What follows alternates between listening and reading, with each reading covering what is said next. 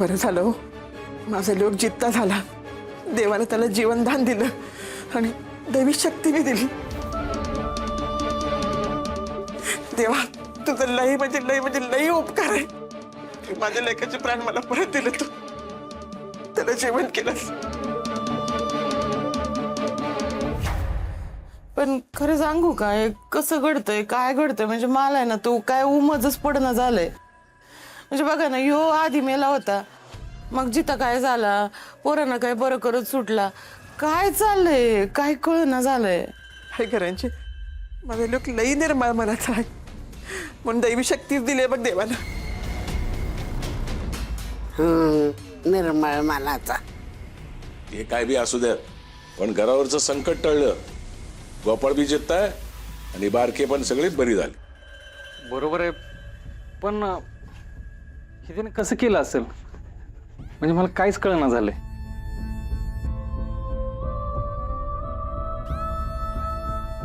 ए, तुम्हा दोघांना नक्की बरं वाटतंय का? नाही, आता बरं वाटतंय. ते उलट्यासारखं पण नाही होतं आता. तुला ग? पोट बी नाही दुखत. अप्पा, मी आता ही गोष्ट बोलणं योग्य वाटणार नाही, पण खरं सांगू का, मला अजिबात त्याच्यावर विश्वास नाही. म्हणजे बघा ना, एखादा माणूस मरून परत जिवंत होतो, तो या पोरांना औषध देतो आणि मग यांना बरं वाटायला लागतं. कसं शक्य आहे? हॉस्पिटलमध्ये तुम्ही माझ्यासोबत होता, तुम्ही बघितलंय, डॉक्टरांनी पण हात वर केले. म्हणजे त्याने काय केलं असेल यांना, काहीच कळना झालं.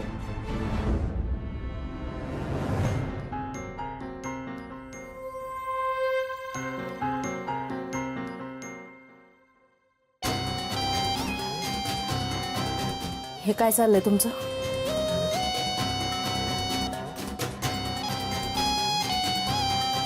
भगवंताची कृपा म्हणतात याला. तुम्हाला नाही करायचं. आणि सगळ्यात महत्वाचं, माझ्या ध्यानाच्या वेळी तुम्ही आत कशा आला? ध्यान? तुम्हीच एक ध्यान आहे, तुम्ही काय ध्यानाला बसताय हो? ही सगळी नाटकं माझ्या समोर नाही करायची बरं का. ही सगळी नाटकं गावातल्या लोकांसमोर करायची. सगळे तर खून शिवून आम्हाला मारायचा प्रयत्न करत होतात, आणि मेल्यानंतर जिवंत झाल्यावर अचानक कशी काय दैवी शक्ती आली हो तुमच्यात? असं काय पुण्याचं काम केलंय तुम्ही, जी दैवी शक्ती तुम्हाला मिळेल? जे आहे ना ते राहा तुम्ही, उगाच आपली नाटकं करायची. आपण कोण आहोत, आपण कोणाशी बोलतोय, आपण काय बोलतोय, इकडे लक्ष द्या. काय बोलतोय लक्ष देते? हो, आम्ही तुमच्याबद्दल बोलतोय. मी माझ्या नवऱ्याशी बोलते, तुमच्याशी बोलते. का वागलं तसं? हा, का फसवलात मला, का खोटं बोललात माझ्याशी? मी तुमच्यावर एवढं प्रेम केलं आणि तुम्ही माझ्याशी असं वागताय? प्रेम त्यागात असतं, हे कधी कळणार तुम्हाला? तुमच्यासारख्या अहंकारी मनामध्ये प्रेम कधीच येऊ शकत नाही. अहंकारी? प्रेम, दया, करुणा तुमच्या मनात कधीच वास करू शकत नाही. एक नंबरची पापीबाई आहेस तू. तू आयुष्यात खूप दुष्कृत्य केली आहेस. कसली दुष्कृत्य? तीच जी तुझ्या हातूनही झाली आहेत. पापी आहात तुम्ही दोघी. तुमचा अंतरात्मा मलिन झालाय. अहंकारी आहात तुम्ही दोघी. स्वार्थासाठी कुठल्याही थराला जाणारे आहात. मनुष्य जन्माला बट्टा लावलाय तुम्ही. तुम्ही माझ्यासमोर थांबू नका. जा.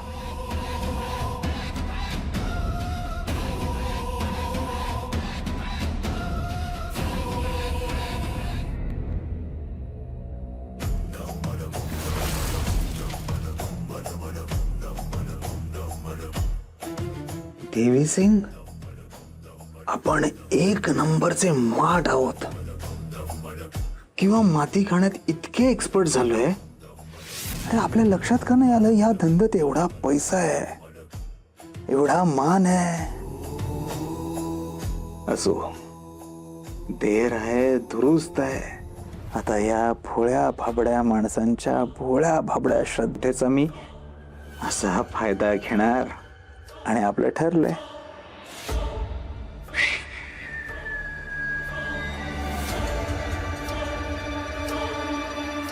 सगळीकडे आता गोपाळ महाराजांचा दबदबा असेल.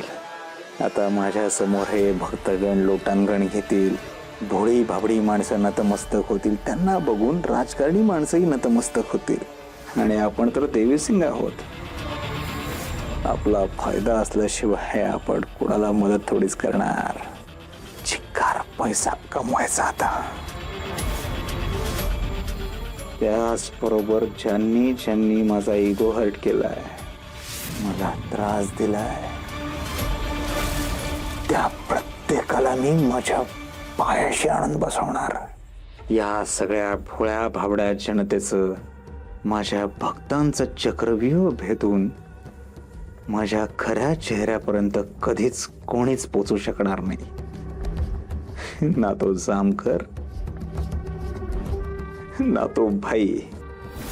हे भोळे भाबडे गावकरी, माझे भक्तगण स्वतःहून मला पैशाच्या सिंहासनावर बसवतील. आणि इथून पुढे इथे फक्त राज्य या देवीसिंगचंच.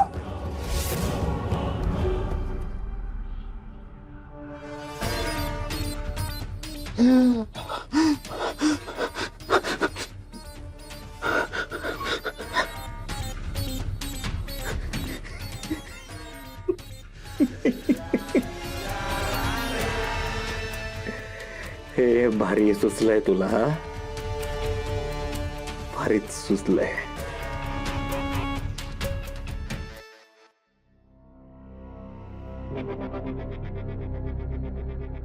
गोपाळच्या अंगात अचानक दैवी शक्ती कुठून आली असेल? अचानक एकदम मेलेला जित्ता झाला. नाही, जित्ता झाला चांगली गोष्ट आहे, पण त्या शक्तीचं काय, ती कुठून आली असेल?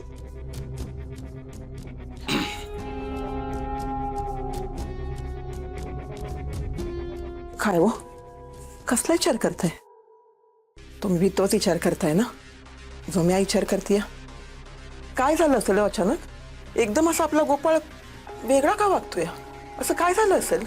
मला काय माहिती, पण काय वांगळ वागत नाही ना, मग झालं. हे बघा, माझं आईचं मन आहे हो. आईच्या डोळ्यासमोर तिच्या लेकराचं जाणं ती कधीच सहन करू शकत नाही हो. कुठलीच आई या जगात सहन करू शकत नाही. पण देवाने माझं ऐकलं, आपला लोक जिद्दा झाला. अहो, फक्त मला एकच काळजी लागून राहिली हो, तो असं बुवा बाबागत का वागतो या? काय असं कुणी ते म्हटलंय किंवा म्हणतात असं काहीतरी की मेलेला माणूस अचानक जित्ता झाला ना की तो असं काहीतरी वेगळं वागायला लागतो. जाऊ द्या, जे झालं असेल ते झालं असेल, पण आपलं लेकरू मरणाच्या धारातनं परत आलं तेच लई झालं बघा माझ्यासाठी. देवाचं लई आभार. अगं नुसता जित्ता नाही झाला तो, त्याने ऋतिक हौसाला गावातल्या समध्या पोरानं भर करून टाकलं.